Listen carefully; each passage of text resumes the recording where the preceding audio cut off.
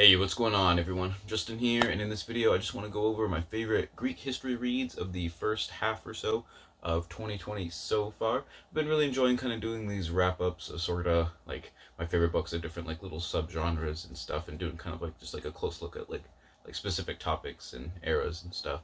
And I think it kind of goes along nicely with the History Challenge Readathon event that I'm co-hosting with three other really great people. I'm going to be leaving that kind of announcement video in my TBR for that down below, so definitely check that out if you're really into history and want to participate in a cool, kind of unique history reading event. I think that'd be really cool, but let's just go ahead and get started. This one's kind of weird because I actually don't have any physical books of my top three plus the runner-up. They were all either audiobooks or like NetGalley books or Kindle books or stuff like that, so I don't actually own any of these books like in a physical format.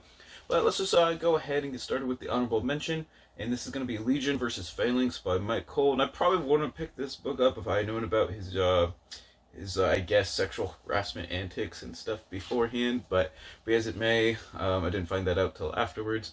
But anyways, this book covers the 6 major battles between hoplite Greek or Macedonian phalanxes versus obviously the Roman legion. And the reason this didn't get a little bit higher up, because it actually was pretty detailed in the 6, I think it was, let's see, it would have been the 3 against Pyrrhus, so that would be what, Heraclium, Esculum, and Beneventum, and then what, the 2 get the Pinna and Cynocephalae, and I think maybe Magnesia against the Seleucids. But anyways, the 6 battles are covered really nicely. The only real problem I have with the book is I'm not really sure what the premise is, because everyone kind of knows in the end the Legion definitely like won out. Even like during the Pyrrhic Wars and stuff, which is the first time like really heavy actual Greek phalanxes were fought against the Romans. You know, Pyrrhic, that's where the term Pyrrhic victories comes from, because Pyrrhus was said to have said, you know, any more victories against the Romans and I'm finished. Just because even though he won 2 out of the 3 battles, and the last one was kind of a draw-ish, he just like took so many losses it really wasn't like really worth the effort to continue the campaigns and stuff. But anyways, like I was saying, there's really no end game to the book, because everyone kind of goes into the book knowing the Legion like ended up being better because of this or that. But like I said, it's just a good kind of examination on more of why it's better than the Phalanx, I guess, more than per se, you know, kind of Legion versus Phalanx, kind of like on a one-on-one type thing. But anyways, that was definitely the runner-up. Kind of obviously deals with some Roman history as well, but the first half of the book is definitely very Greek-oriented, with, like I said, with the hoplite phalanxes taking center stage against the Romans.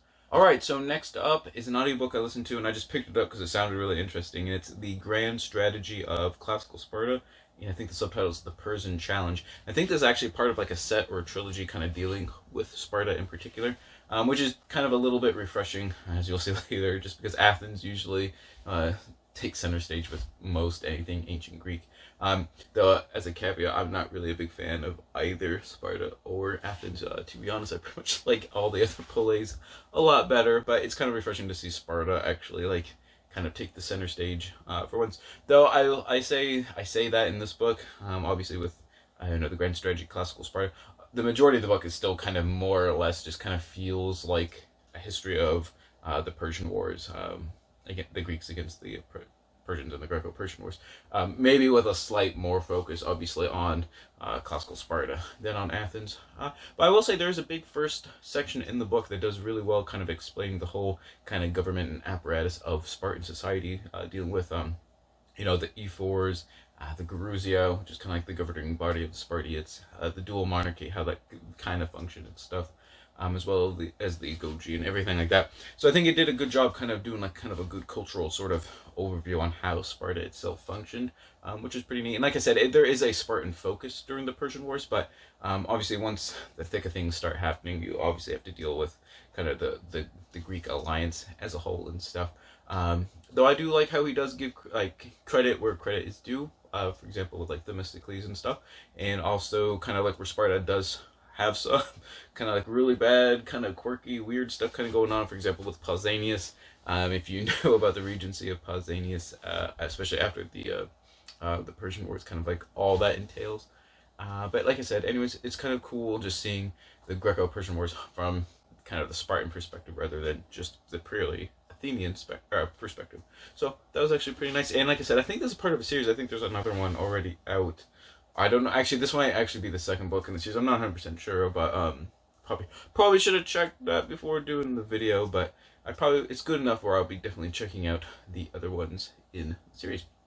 All right, so now let's go on to I'm gonna give this one number 2. And it's Mythos by Stephen Fry, and this is actually just a really good retelling of a lot of the Greek myths, especially dealing with the gods and goddesses of Greek society. And this is narrated by Stephen Fry, the author, and it is so just got like that dry, quirky, tongue-in-cheek British humor and stuff that he's known for. I thought it was really well done. When I saw that, I was like, yeah, I definitely got to pick that up. And like I said, he narrates it, so that's why I kind of just went with the audiobook version. And I already bought Heroes, which is like this companion volume to this one, dealing more with kind of like the heroes and legends, Hercules and Theseus and Jason, and Bellerophon, stuff like that, I'm assuming, whereas this one is more with kind of like the divine figures of Greek mythology and stuff. But it's really cool because he does, like I said, it's it's a little irreverent, so you can take everything quite at face value, maybe. Definitely not like in the same vein as like Edith Hamilton's Greek mythology, but it's still really fun to like. It was still really fun to listen to and kind of hear the stories from kind of like a slightly different perspective. And he definitely kind of inserts kind of like the narrator's opinion sometimes on different things with modern anecdotes and vignettes and stuff. I thought it was really good.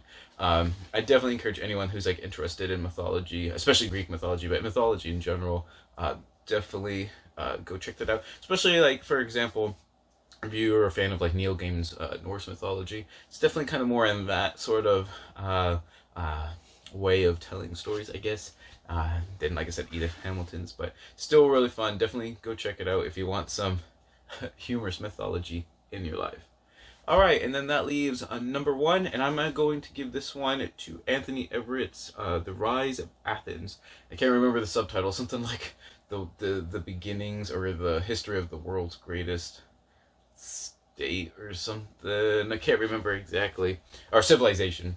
And I think that's a little overdone with Athens, but this is like a complete overview of Athens from essentially like the beginnings of its kind of like prehistoric age down to basically the Roman occupation.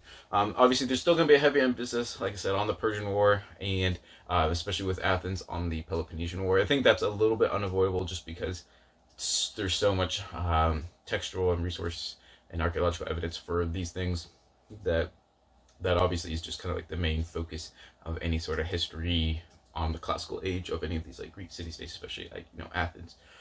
But he does cover during kind of like a little bit during the Dark Ages and then the during kind of the Archaic Age of Greece, which is really cool. For example, in the 6th century BCE, you're dealing with Solon and Dracon and stuff. But also he does a really great job covering the the rule of Pisistratus, and I guess the Pisistratid dynasty with his son for like a couple of years. But if you don't know who I'm totally messing his name up. Pisistratus, if you don't know who that is, definitely look him up. Just a little overview. He attempted on three separate times to become the tyrant of Athens, and he succeeded on the 3rd attempt.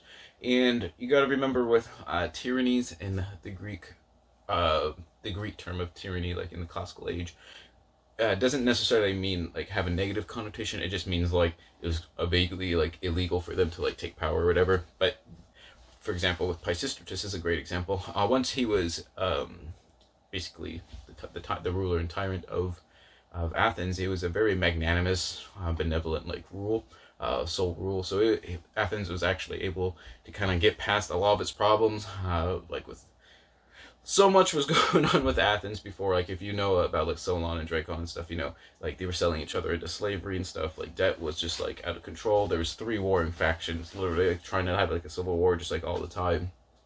So he pretty much brought everything together and was able to kind of rule kind of with a soft but iron hand. I don't know if that makes any sense, but able to get a lot done. For example, he was the one that said, let's start planting like olive trees And everyone at first was like, wow, that sounds really dumb and a lot of work for like nothing. But he's like, yeah, but in like 10 years, once they're like, grown and stuff, and you have your olive orchards and stuff, you'll be like rich. And then everyone did it, and it was like, yeah, makes sense. Plus, actually, it was during the Pisistrated rule that the epics of Homer's Iliad and Odyssey were finally kind of collated into something of a standard edition or standard definitive text, I guess you could say, something like that. But anyways, like I said, he does cover pretty much the entire history of Athens, which I think is really cool because it's not just the Persian and Peloponnese, like, the 5th century, essentially. Though obviously there's still a heavy focus on that. The only caveat I do have with the book is sometimes when Athens screws up, he will like mention it, but a lot of times he won't elaborate a whole lot on it. For example, like one thing I can't stand is if you've read Thucydides, or you study the Peloponnesian War, you probably know about the Melian dialogue. Basically the confrontation between the city-state of Milos and Athens during the Peloponnesian War.